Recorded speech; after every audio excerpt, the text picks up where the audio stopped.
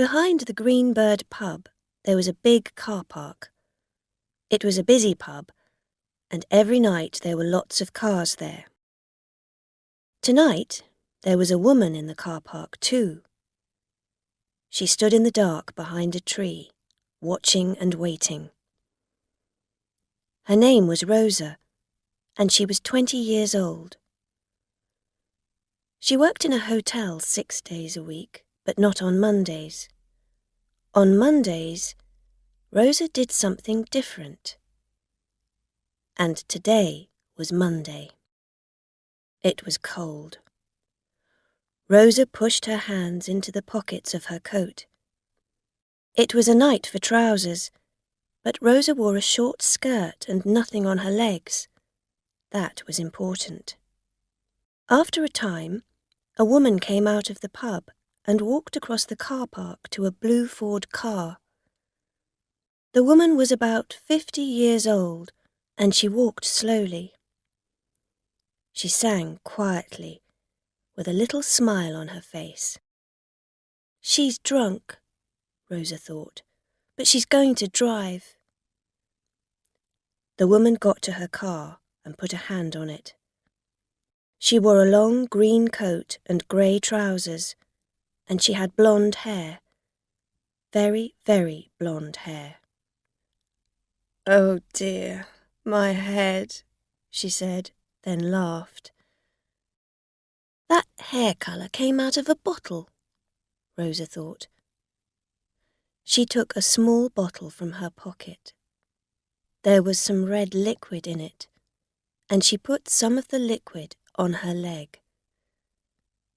Then she ran quickly round the car park to the blue Ford. The woman opened the car door and half fell into the driving seat. She laughed. "Oh, Dorothy Burns," she sang. "You're drunk again." Rosa was now behind her car, crouching on the ground. When the car began to move back, she jumped to her feet and hit the car with her hand. Bang! The car stopped suddenly, and Rosa fell down on the ground behind the car. She put her hand on the red liquid on her leg and quickly put some of it on the back of the car. Dorothy Burns got out of her car and walked round to the back. When she saw Rosa on the ground, her face went white. "Oh!" she cried. What happened?" "My leg," Rosa said. "Oh, my leg." She began to cry. But what happened?" said Dorothy Burns. Then she saw the red liquid on Rosa's leg. "Oh, there's blood on your leg." "Yes, because your car hit me, that's why," Rosa said. She stopped crying and began to look angry. I didn't see you behind me," Dorothy Burns said. "You didn't see me because you didn't look," Rosa said angrily. She stared at the woman. "You're drunk." Dorothy Burns was suddenly very afraid. I...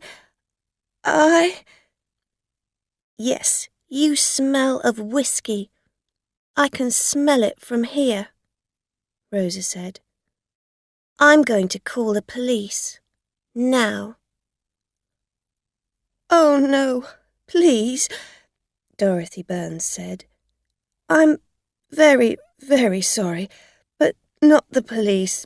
Please. Listen, I can help you. I can drive you home, and—" "I'm not getting in that car with you," Rosa said. "You're drunk." "No," Dorothy Burns said. Just one small whiskey, that's all. Oh, yes. Tell that to the police. Rosa stood up, holding her leg. What's the number of your car? No, please, Dorothy Burns said. Not the police. Listen, I want to help you. Take a taxi to the hospital. I can give you the money for it. Go to the accident. How much money? Said Rosa. £20, Dorothy Burns said. 50, Rosa said. Well, how about 30? Said Dorothy Burns. 50. But I haven't got a lot of money with me. 50. I'm calling the police now. Rosa took a mobile phone out of her coat pocket. OK, said Dorothy Burns. She got her handbag from the car, took out £50 and gave the money to Rosa. Here you are, she said. Rosa took the money and walked away. She went down the street to her car, a small white Fiat, 10 years old. She sat in the car and waited for the woman to drive away. Then Rosa drove home. On the next 3 Monday evenings, Rosa went to 3 different pubs. She waited for a drunk or nearly drunk driver to come out. Sometimes she waited 2 hours or more. Then she took out her little bottle of red liquid, and minutes later there was an accident. The drivers never wanted Rosa to call the police. They were always ready to give her money. Sometimes it was £50, sometimes 100. Once, a big fat man with gold teeth gave her £200. That was a very good Monday. The next Monday, Rosa found a pub in a street not far from the Green Bird. It was a very cold night, so she waited in her car. After an hour, a man came out of the pub with a bottle of wine in one hand. He stood looking up and down the car park. Rosa watched him. He can't find his car, she thought. He's drunk. After a minute or two, the man began to walk across the car park to a big red Honda. Twice his foot slipped and he nearly fell. But at last he got to the Honda and began to open the door. Rosa put some red liquid on her leg and got out of her car. She walked quickly to the Honda and crouched down at the back of it, ready for the accident. Hey, you! Rosa quickly looked round. A woman ran across the car park. A woman in a green coat and grey trousers. A woman with very blonde hair. She had a camera in her hand. Rosa stood up and began to walk away. But Dorothy Burns was quicker than she was. Oh, no, you don't, Dorothy shouted. She grabbed Rosa's arm. You were at the Green Bird 4 weeks ago. What? Who are you? What are you talking about?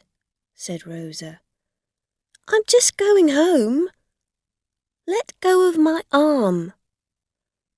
The man with the wine bottle in his hand came round to the back of his Honda. Hey, what are we doing? What's happening? He said. His face was very red and his eyes were half closed.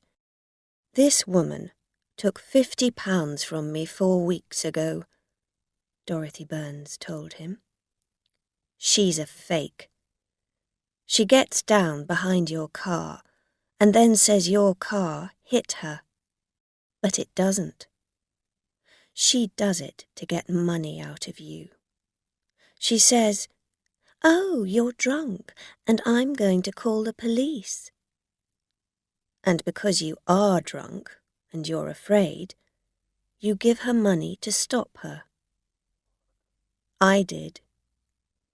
The man looked at Rosa. What? He said. Rosa pulled her arm away. But before she could run, Dorothy Burns grabbed her other arm. Look at her leg, she said to the man. That's blood on it. But why? How did it get there? She put it there, all ready for the accident. Your accident. Because in a minute, you're going to hit her with your car. And then she's going to cry out, "Oh, my leg, my leg." But nothing happened. She's a fake. At last the man understood. He stared at Rosa and his face got redder. You little, he said angrily. He pushed Rosa and she fell to the ground. But before he could hit her again, Dorothy Burns pulled him away. No, wait, she said. The bottle of wine fell from the man's hand. It hit the ground next to Rosa and broke. Wine went over her face and her coat. My wine, the man cried. He looked angrily at the 2 women, then began to walk back to the pub. Got to get some more wine, he said. For my wife. Rosa stood up slowly and then began to walk away. Wait, said Dorothy Burns. Rosa laughed. Why? I don't want to talk to you. Oh, I think you do, Dorothy Burns said. You see, I took some photos of you when you were behind that man's car, waiting. Interesting photos, they are. Rosa stopped, then walked back to Dorothy. How did you find me? She said. I went to a different pub every night and waited in the car parks and watched. And here you are, doing your dirty little blackmail again. It's not blackmail, said Rosa quickly. He was drunk, and you were drunk too, that other night. But my car didn't hit you, said Dorothy. How do you know? Said Rosa. You were drunk. No, not drunk. Just happy, that's all, said Dorothy. When I got home, I began to think. You wanted that £50. You wanted it very much. And I know all about blackmail. You see, I was a fake once, too. Rosa stared at her. "What did you do?" she asked. "When I was a child," said Dorothy Burns, "my mother and father often went out in the evenings, to dinner, to their friends, to the cinema. They always got a babysitter in to stay with me, because I was only 10 years old. The babysitters were always girls, usually students, about 18 or 19 years old. They needed the money badly. Students always do. But I liked money too." Dorothy Burns smiled. "It was easy. At first, I was nice to them. Then I said, 'I want half your babysitting money, or I'm going to tell Mummy about you. I'm going to say things like this: You hit me. You put very hot water on my hands. You pull my hair. You put me in the dark.' These things weren't true, of course. But the girls were afraid of my mother. She was famous, you see. She wrote books about children, and was always on television, and when she was angry, she wasn't a very nice person. And so the babysitters said nothing, and gave me half their money." "What a nice child you were," Rosa said. "No, I wasn't nice," said Dorothy. "But some people get nicer when they get older. I don't do blackmail now, but I know a blackmailer when I see one." She smiled at Rosa, and Rosa stared back at her. "What do you want?" she said. Dorothy Burns put out her hand. "I want my £50 back, of course." 3 minutes later, Rosa drove her little Fiat out of the pub car park. She was very angry. Because she was angry, she drove very fast. 2 kilometers from the pub, Rosa's car went off the road and hit a wall. She didn't die, but she broke one arm, one leg, and hit her head badly on the car. She couldn't move. She couldn't get out of the car. She couldn't get her mobile phone. 2 policemen found her in her car an hour later and called an ambulance. Rosa's face was white and she couldn't speak. The policemen were not friendly. "I can smell wine on her," the first policeman said. "Another drunk driver," the second policeman said. "Why do people drink and drive?"